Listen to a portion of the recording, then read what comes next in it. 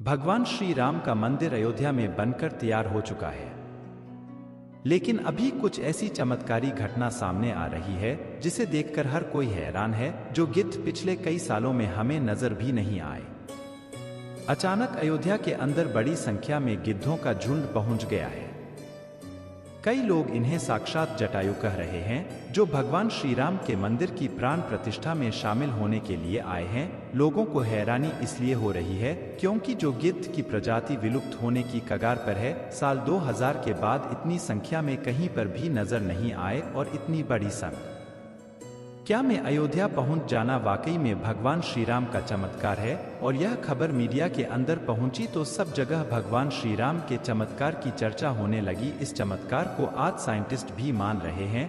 आज के इस वीडियो में भगवान श्री राम के मंदिर बनने वक्त हुए वह चमत्कार बताएंगे जिसे सुनकर आप भी चौंक जाएंगे। आखिर क्यों नेपाल से दो विशाल शिलाएं लाई गई थी जिस भगवान श्री राम की मूर्ति बनाई जानी थी, लेकिन उनसे मूर्ति बनाकर दूसरे पत्थरों को लाया गया। वीडियो शुरू करें उससे पहले कमेंट में जय श्री राम जरूर लिख दें और वीडियो को एक लाइक जरूर करें। शुरू करते हैं आज का वीडियो दोस्तों। जिस मौके का पूरा इंतजार कर रही थी, अब वह घड़ी आ गई है। अयोध्या में प्रभु श्री राम मंदिर बनकर तैयार हो चुका है। 22 जनवरी को राम लल्ला की प्राण प्रतिष्ठा की जाएगी, लेकिन उससे पहले ही चमत्कार के ऊपर चमत्कार देखने को मिल रहे हैं।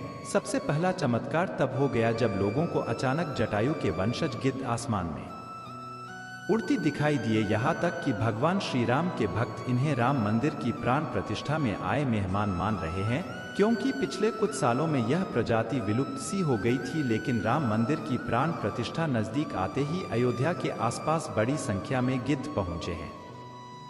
लोग इस करिश्मा को देखकर पूजा भी कर रहे हैं, क्योंकि गिद्ध ऐसा प्राणी है जो भारत से विलुप्त हो चुका है। ऐसे में प्रभु श्री राम की प्राण प्रतिष्ठा से पहले ही वह कैसे दिखें, इसे लोग भगवान का चमत्कार मानकर पूजा कर रहे हैं। आप दोस्तों, ये इतनी बड़ी बात कोई सहयोग तो नहीं हो सका थी है दोस्तों। कुछ बुद्धिजीवी लोग रामायण के होने पर ही सवाल उठाते हैं। उन लोगों का मानना है कि रामायण असल में कहानी थी, मगर दोस्तों आज भी रामायण से जुड़े हुए कई सारे ऐसे सबूत मौजूद हैं जो हर किसी को मानने के लिए मजबूर कर रहे हैं। भगवान राम ने जो पुल बनाया था लंका जाने के लिए, वह आज भी मौजूद है। उसे वैज्ञानिकों ने भी माना है। वैज्ञानिकों ने उसे देखकर कह दिया कि यह कोई प्राकृतिक नहीं है, बल्कि इंसानों द्वारा बनाया गया है। और जिस जगह पर वह पुल बनाया गया था वह आज भी उसी जगह पर मौजूद है। उस समय भगवान श्री राम ने अपने चमत्कार से पत्थर को पानी के अंदर तैरा दिया था और उन तोड़ते हुए पत्थरों पर कदम रख के वानर सेना लंका में गई थी। दूसरा सबसे बड़ा सबूत रावण की लंका है।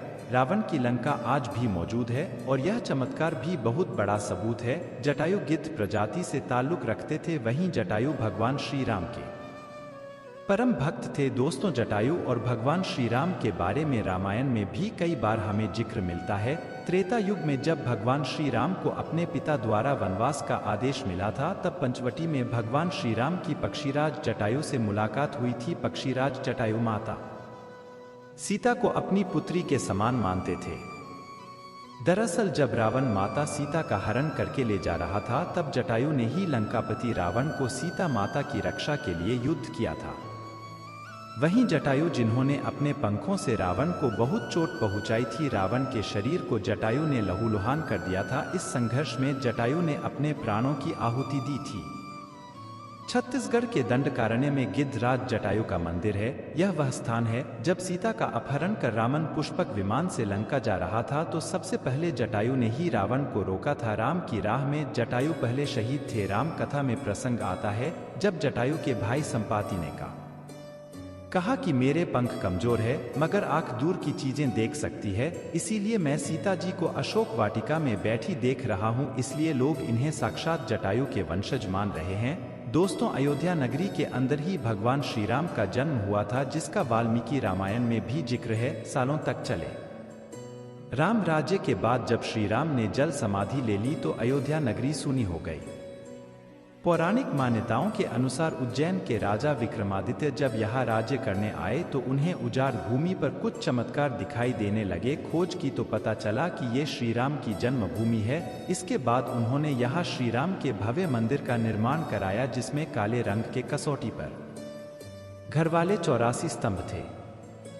समय समय पर यहाँ राजाओं मंदिर की देखभाल की, लेकिन 14वीं शताब्दी में जब भारत में मुगलों का शासन हुआ तो श्री राम जन्मभूमि को नष्ट कर वहाँ बाबरी मस्जिद बना दी गई। 1525 में राम जन्मभूमि मंदिर को बाबर के सेनापति मीर बाकी ने ध्वस्त करवाया था। बाबरी मस्जिद जबकि 3 गुंबद थी, जिसके बाहरी हिस्से में एक चबूतरे में श्री राम के बाल स्वरूप की पूजा होती थी। इसे राम चबूतरा कहते थे। लेकिन 1950 में बाबरी मस्जिद के मुख्य गुंबद के ठीक नीचे वही मूर्ति निकली जो सदियों से राम चबूतरे पर विराजमान थी। बाबरी मस्जिद और राम जन्मभूमि मंदिर पर चले विवाद के बाद आखिरकार श्री राम की अपनी जन्मस्थली पर प्राण प्रतिष्ठा हो रही है। अब एक सवाल यह है कि आखिर अयोध्या में भगवान श्री राम की मूर्ति बनाने के लिए नेपाल से 2 विशाल पत्थरों को लाया गया था। इन पत्थरों को लाने के बाद आखिर क्यों उन पत्थरों से मोर नहीं बनाई गई? ऐसी क्या वजह थी कि नेपाल के उन 2 पत्थरों की जगह दूसरे पत्थरों का इस्तेमाल किया गया?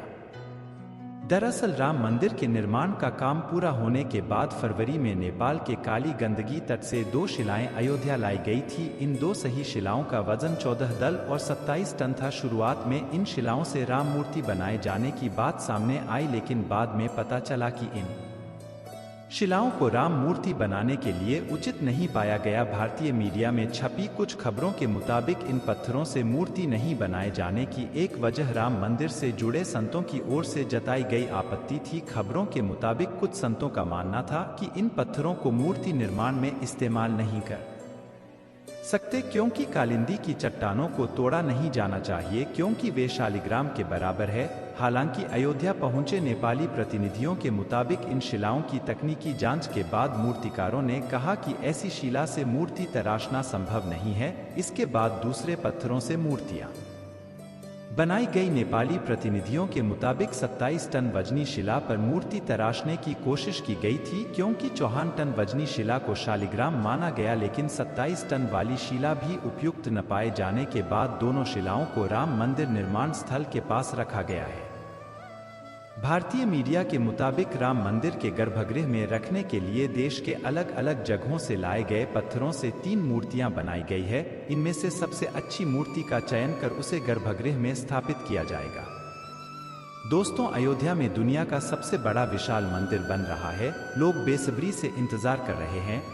राम मंदिर के लिए कुल 168 एकड़ जमीन है, जिसे 2 एकड़ में मंदिर बन रहा है। पहले मंदिर के मुख्य शिखर की ऊंचाई 128 फीट थी, अब यह 161 फीट होगी। 3 की जगह 5 गुंबद और एक मुख्य शिखर होगा। वैसे तो साल 2020 में ही काम शुरू कर दिया गया था। प्रधानमंत्री नरेंद्र मोदी ने 5 अगस्त 2020 को अयोध्या में राम मंदिर की आधारशिला रखी थी। साल 1992 में बाबरी मस्जिद को ढहा दिया गया था, जिसके बाद हिंदू पक्ष और मुस्लिम पक्ष के बीच इलाहाबाद हाई कोर्ट से लेकर सुप्रीम कोर्ट तक लंबी कानूनी लड़ाई चली। इसके बाद नवंबर 2019 में ऐतिहासिक फैसला सुनाया और आदेश दिया कि अयोध्या में विवादित जमीन पर मंदिर बनाया जाए। इस फैसले में यह भी शामिल था कि केंद्र सरकार मस्जिद के निर्माण के लिए सुन्नी वक्फ पथ के 5 एकड़ जमीन उपलब्ध कराए। दोस्तों, आप इसे लेकर क्या सोचते हैं? कमेंट के माध्यम से जरूर बताएं।